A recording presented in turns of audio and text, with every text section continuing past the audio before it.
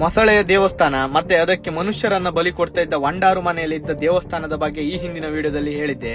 ಆದ್ರೆ ಈ ವಿಡಿಯೋದಲ್ಲಿ ಈಗಲೂ ಜನವಾಸವಿರುವ ಈ ಅದ್ಭುತ ವಂಡಾರು ಅರಮನೆಯ ಬಗ್ಗೆ ಹೇಳ್ತೇನೆ. 12ನೇ ಶತಮಾನದಲ್ಲಿ ಶಾಂತ ಅರಸರೆಂಬ ಜೈನ ಅರಸರ ಆಳ್ವಿಕೆಯಲ್ಲಿದ್ದ ವಂಡಾರು ಕ್ರಮೇಣ ಹೆಗ್ಡೆ ಎಂಬ ಉಪನಾಮದ ಬಂಟ ಸಮುದಾಯದ ಅರಸರ ರಾಜಧಾನಿ ಆಯಿತು. ಈ ಅದ್ಭುತ ಅರಮನೆಯ ಒಳ ಬಂದರೆ ಮೊದಲು ಸಿಗುವುದೇ ಸ್ವಾಮಿ ಎಂದು ಕರೆಯಲ್ಪಡುವ 12 ಅಡಿಯ ಹುತ್ತ. ಅದನ್ನು ನೋಡಿ ಬಲಭಾಗಕ್ಕೆ ಬಂದ್ರೆ ಈಗಲೂ 12 ವರ್ಷಕ್ಕೊಮ್ಮೆ ಪಟ್ಟಾಭಿಷೇಕಗೊಳ್ಳುವ ಪಟ್ಟದ ವಿಗ್ರಹ ಹಾಗೂ ಪಕ್ಕದಲ್ಲೇ ಪಟ್ಟದ ರಾಜನನ್ನು ಕಾಯೋಕೆ ನಿಂತಿರುವ ಜಟ್ಟಿಗ.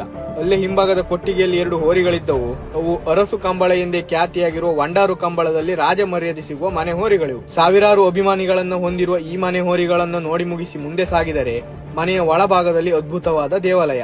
ಸ್ವಲ್ಪ ವರ್ಷದ ಹಿಂದೆಯಷ್ಟೇ ಈ ರೀತಿಯಲ್ಲಿದ್ದ ದೇವಾಲಯಕ್ಕೆ ಈಗ ಹೊಸ ರೂಪ ನೀಡಲಾಗಿದೆ ಹಾಗೂ ಇಲ್ಲಿ ಪ್ರತಿ ವರ್ಷ ನವರಾತ್ರಿ ಎಂದು ಪೂಜೆ ನಡೆಯಲಿದೆ. ಮನೆಯ ಹೊರಗಡೆ ಮೊಸಳೆಯ ದೇವಸ್ಥಾನ ಮತ್ತು ತುಳಸಿ ಅಮ್ಮನ ದೇವಸ್ಥಾನವಿದ್ದು ಅಲ್ಲೇ ಎದುರಿಗೆ 10 ಎಕರೆಯ ವಿಸ್ತಾರವಾದ ಅತ್ಯಂತ ದೊಡ್ಡ ಕಂಬಳ ಗದ್ದೆ ಇದೆ.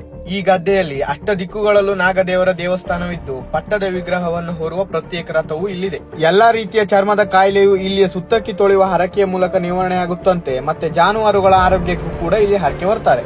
ಮನೆಯಿಂದ ಸ್ವಲ್ಪ ದೂರದಲ್ಲಿ ಇನ್ನೊಂದು ಅದ್ಭುತವಿದೆ. ಮೊಸಳೆಯನ್ನ ಬಾವಿಯಲ್ಲಿ ಬಿಟ್ಟು ಹೋಗುತ್ತಿದ್ದ ಪಾಂಡವರಿಗೆ ಒಂದು ಹಲಸಿನ ಹಣ್ಣು ಕಾಣಿಸುತ್ತೆ. ಭೀಮ ಕೈ ಬೆರಳು ಹಾಕಿ ಹಣ್ಣಾಗಿದೆ ಎಂದು ತಿಳಿದು ಅದನ್ನ ಕೊಯ್ಯುತ್ತಾನೆ.